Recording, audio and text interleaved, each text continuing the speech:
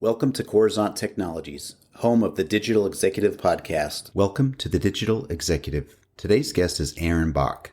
Aaron Bock is the managing partner for Opcala.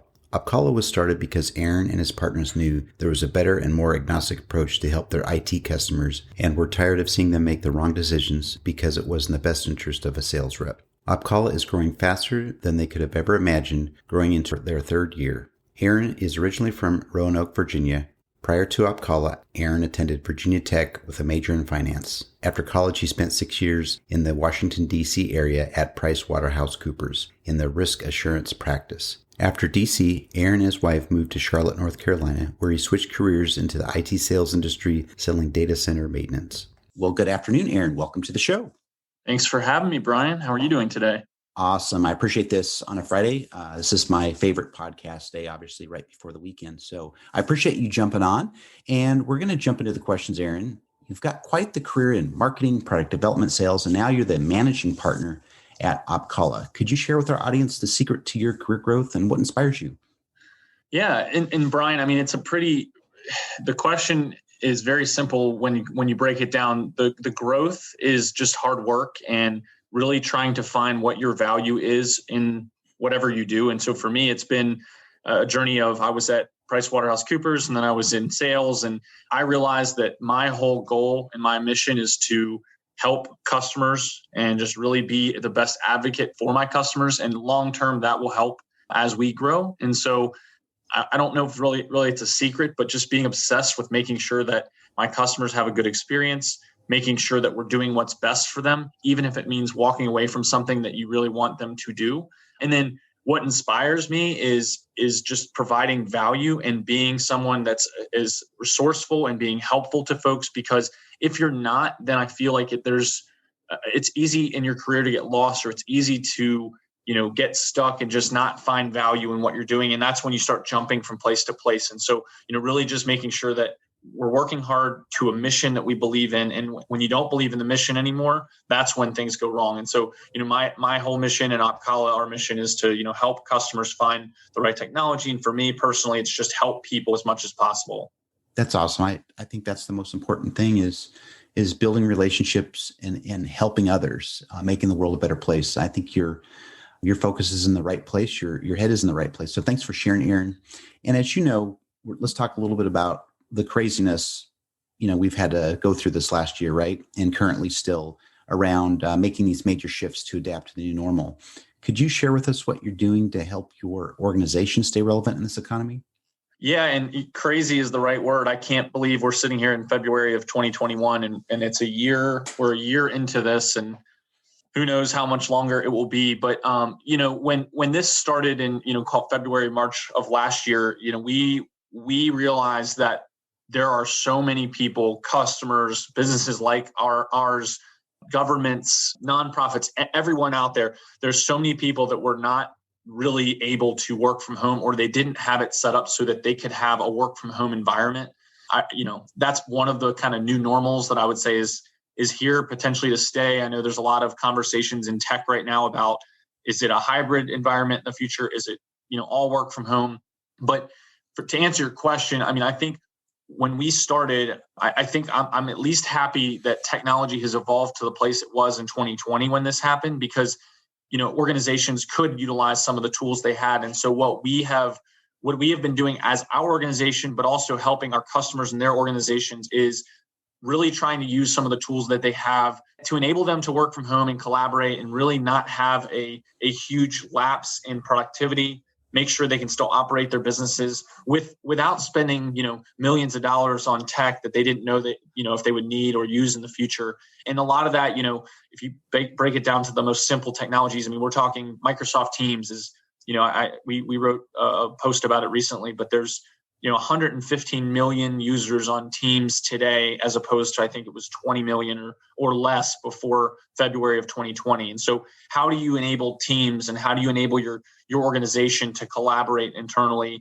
Zoom has been all over the news with, K-12 learning and Zoom learning and things like that. And yes, there's been some issues, but, how does an organization use a tool like that to work from home? And then, as we get into the latter part of what I'd call this work from home revolution, I think now what you're seeing is not just the ability to work from home, but now how do we do it securely? So I think security has become much bigger of a focus, and not to be cliche and, talk about cybersecurity since it's on every news channel, but there is a lot of new concerns.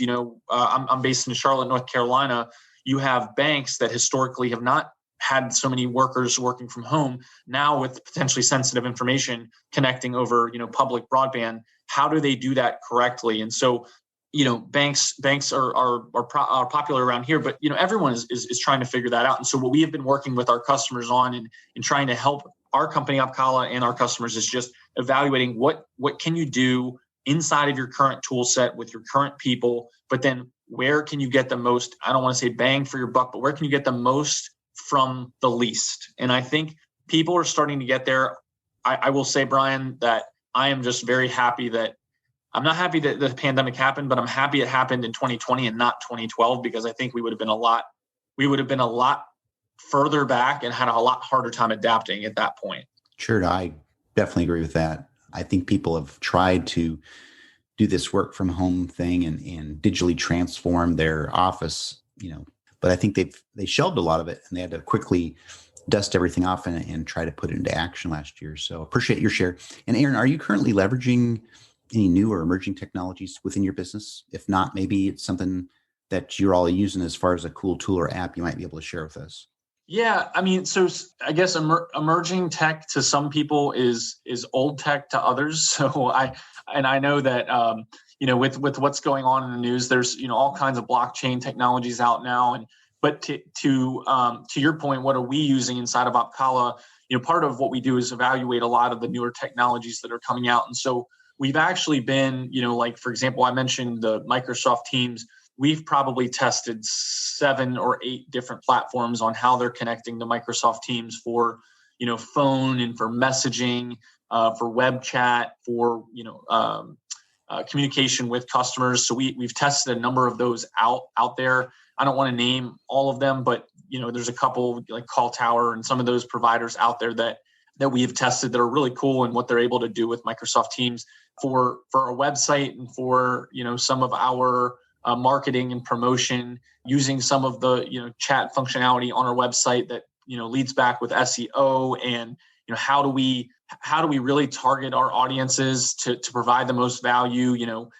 I know that a lot of people in the business world use LinkedIn, for example, as their way of connecting from a social network, but what we're finding is there's a lot of value adding information to sites like Reddit, Discord, things like that are not typically thought of as a business site, but we're seeing people use those more for business related functions. And so like one of the things that, we're trying to do in locally here in North Carolina is we're starting a Discord server basically for IT folks only to connect about problems and questions that they're having. So I don't know if that classifies as completely emerging tech, but it's just kind of tools to help people collaborate more with, what you had asked in the previous question with this work from home, and enable people to make better decisions and, be able to provide our feedback on them and say, hey, this is what we think this does for you. This is why it would be helpful. Give it a try, et cetera.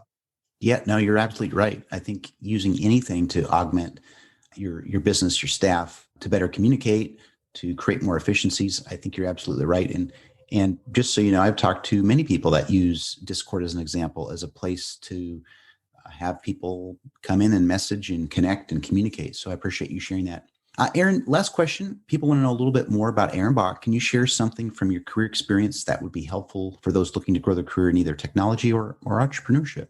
Yeah, and I think it's a great question. So I'll take reverse order and start with the entrepreneurship because I think they relate. But I always think that, when you grow up and you say, I want to start a business, or you have this dream to do it, one of the biggest problems is you don't necessarily know what you want to start. And so I think I mentioned this earlier in, I think, one of your earlier questions, but, working hard will get you wherever you want to go. That, luck, they say luck happens to people that work harder. I don't know if I totally believe in luck always, but I think that the harder you work, the more likely things are to happen. And so for me, Opcala was a dream that I didn't know existed. I always knew I wanted to start a business of some sort. and I dabbled in some other industries like real estate and things like that. But it was right place, right time. We realized there was a gap in the market with, technologies and advising and consulting. And so my advice would be, don't force it, work hard at what you're doing. And you don't always have to have all the answers. I don't know where Opcala will be in 10 years, but I don't necessarily think about that too much. I just let it happen and see where it takes us. And I think good things will happen. And same thing on the technology, for people trying to grow in technology. I used to coach teams of sales folks who didn't have a whole lot of technology experience. And what I would tell them is you don't have to worry about trying to, configure a WAN network on your first day. Why don't you just go look at on YouTube? There's tons of resources on YouTube and on Reddit and things like that. What is WAN? Understand a little bit about it at high level, be 1 inch deep and a mile wide.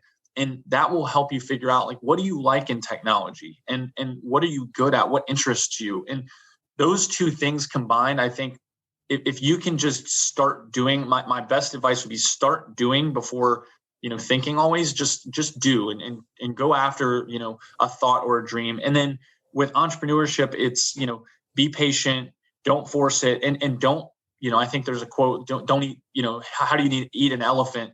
You eat it one bite at a time. You can't bite off the whole elephant. It's impossible and it's overwhelming. And so in order to kind of get to where you want to be, focus on one thing at a time. I think that will help you, whether it's technology, whether it's entrepreneurship, whether it's the medical field. I mean, it applies to all careers. And I think that's what has made us successful. And, we continue to try to innovate, and we don't get set too much in our ways. We just try to keep understanding what's out there, what's emerging, what are other people doing.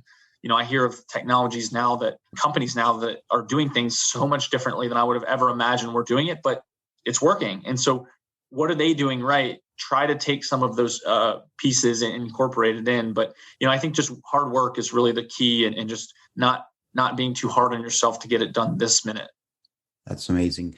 Aaron, I appreciate you sharing that. And I think a lot of guests that I've had on my show have either said the same thing, similar, or would certainly agree with you about hard work. Obviously, there's more that goes into that, but hard work is your foundation.